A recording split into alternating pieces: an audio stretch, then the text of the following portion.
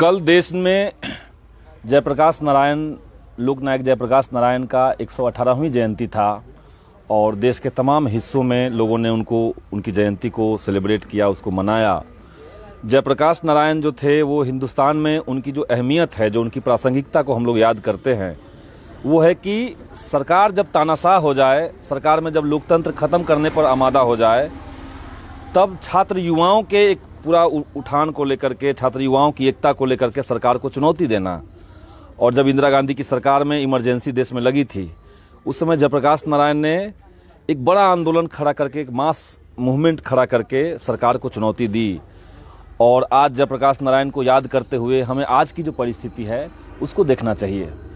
निश्चित तौर से जयप्रकाश नारायण के समय जो इमरजेंसी थी वो कठिन दौर था, लेकिन आज जो मोदी सरकार ने, नीतीश सरकार ने जो देश के अंदर एक आपातकाल लगा रखा है, जिसकी घोषणा नहीं हुई है, ये अघोषित आपातकाल है, इसमें भी जनता के लोकतांत्रिक अधिकारों को कुचला जा रहा है।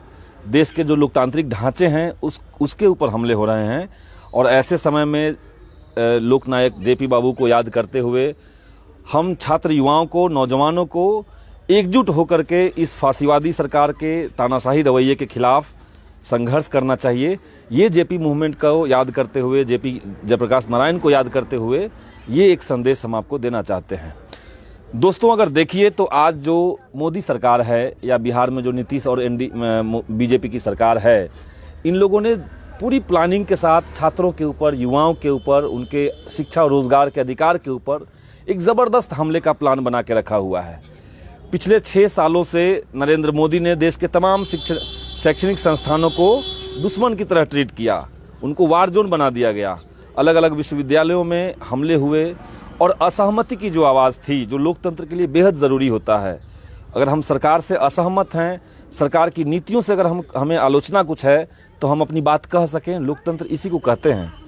लेकिन मौजूदा दौर में हम देख रहे हैं कि सरकार जो है वो लोकतंत्र के इस पैमाने को, जो सबसे बड़ा पैमाना होता है आलोचना करना, विरोध दर्ज करना, आंदोलन करना, इसके ऊपर ज़बरदस्त बर्बर तरीके से हमले कर रही है।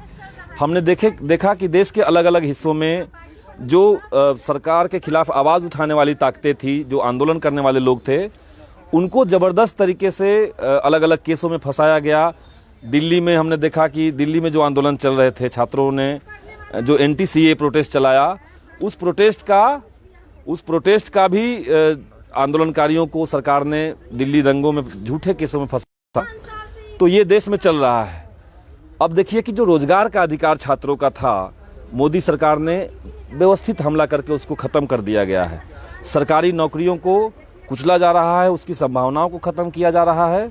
जैसे रेलवे को प्राइवेट कर देना, तो रेलवे को प्राइवेट कर देने का मतलब है कि आप उन तमाम नौजवानों को जो रेलवे में नौकरी करने का सपना देखते हैं, जिनकी संख्या लाखों में नहीं करोड़ों में होती है, उन तमाम सपनों को कुचल देने की कोशिश हो रही है देश के अंदर।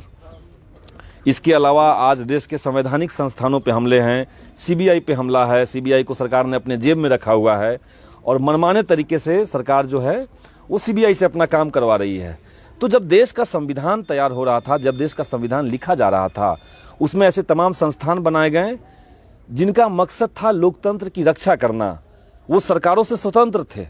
सीबीआई जो है वो सरकार से स्वतंत्र है, ईडी जो है वो सरकार से स्वतंत्र है, देश के जो न्यायालय हैं वो सरकार से स्वतंत्र हैं, मीडिया जो है वो सरकार से स्वतंत्र होना चाहिए। लेकिन आज हम देख रहे हैं कि देश के अंदर वो न्यायालय हो, लोकतंत्र का जिसको चौथा खंभा कहते हैं, वो मीडिया हो या आपका ईडी हो, सीबीआई हो, इन तमाम संवैधानिक संस्थानों को, लोकतंत्र के इन प्रहरियों को मोदी सरकार ने अपने शिकंजे में लेकर के अपने जो आलोचक हैं उनको शांत करने का, उनको खामोश कर देने का, उनकी आवाज़ को कुचल देने के लिए इस्तेमाल कर रही है।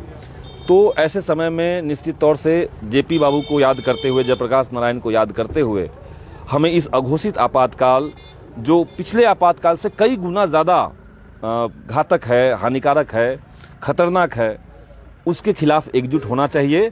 और इसीलिए हमने नारा दिया है कि जयप्रकाश नारायण को याद करते हुए छात्र युवाओं एकजुट हो, तानाशाही सरकार को शिकस्त दो।